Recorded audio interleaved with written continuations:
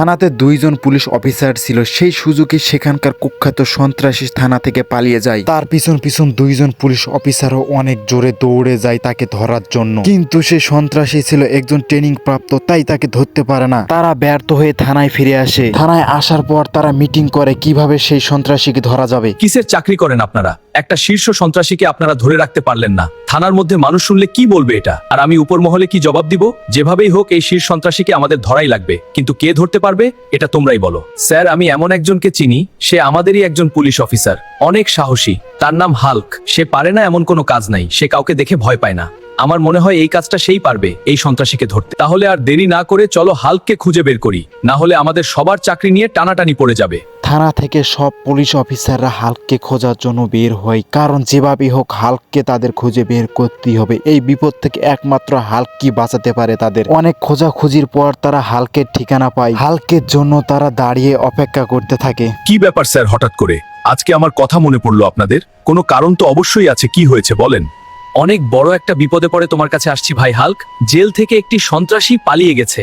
এখন তুমি আমাদের বাঁচাও, আমাদের চাকরি নিয়ে টানাটানি শুরু হয়ে গেছে। সন্ত্রাসীকে ধরতে না পারলে আমাদের চাকরি থাকবে না, আমাদের চাকরি এখন তোমার হাতে। আপনারা কোনো চিন্তা করেন না, আপনারা নিশ্চিন্তে চলে যান। ওই কত বড় সন্ত্রাসী হয়েছে, আমার হাত থেকে বাঁচবে না। যেভাবেই হোক ওকে আমি ধরবই। পুলিশেরা হাল্কের কথায় খুশি হয়ে তারা থানায় ফিরে যায়।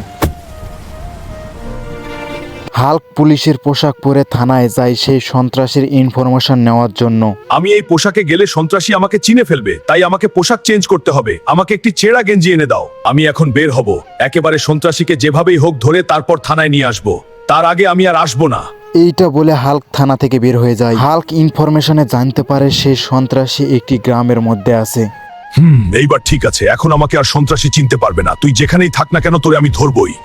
হাল্ক একটি গ্রামীণ বাজারে গিয়ে হোটেলে কাজ করতে থাকে। বিভিন্ন রকম থালা বাসন মাজে, আবার কখনো কুলিগিরি করে, রেল স্টেশনে গিয়ে ট্রেন পরিষ্কার করে, আবার মাছ বিক্রি করে। এভাবে কেটে যায় অনেক দিন, কিন্তু সেই সন্ত্রাসীকে ধরতে পারছিল না। একদিন হাল্ক বসে বাজারের মধ্যে চা খাচ্ছিল, ঠিক তখনই সেই সন্ত্রাসী ওই বাজারে আসে চাঁদাবাজি করতে। হাল্ক তখন সেই সন্ত্রাসীকে দেখতে পায় এবং সে চিনতে পারে এই সেই সন্ত্রাসী। তখন সে আর দেরি না করে দৌড়ে যায় সেই সন্ত্রাসীকে ধরার জন্য। সন্ত্রাসীটি তখন বাজারের মধ্যে মানুষদের থেকে জোর করে চাঁদা তুলতেছিল। হাল্ক সন্ত্রাসীটির কাছে আসা মাত্র আশেপাশের মানুষজন সবাই বলে, মারো মারো, একে মারো। হাল্ক এবং সন্ত্রাসীর মধ্যে সেই রকমের মারামারি শুরু হয়ে যায়। হাল্ক সন্ত্রাসীকে উদুম কেলায়। হাল্ক সন্ত্রাসীটিকে বলে, তোকে তো আমি এতদিন ধরে খুঁজতেছিলাম, তোকে ধরার জন্য আমি এই ছদ্মবেশে আসছি, আমি একজন পুলিশ অফিসার। সন্ত্রাসীটিকে ধরে নিয়ে হাল্ক থানার উদ্দেশ্যে রওনা দেয়। এই নেও, তোমাদের শীর্ষ সন্ত্রাসীকে এনে দিলাম। আমি পারি না এমন কোনো কাজ নাই। আমার নাম হাল্ক।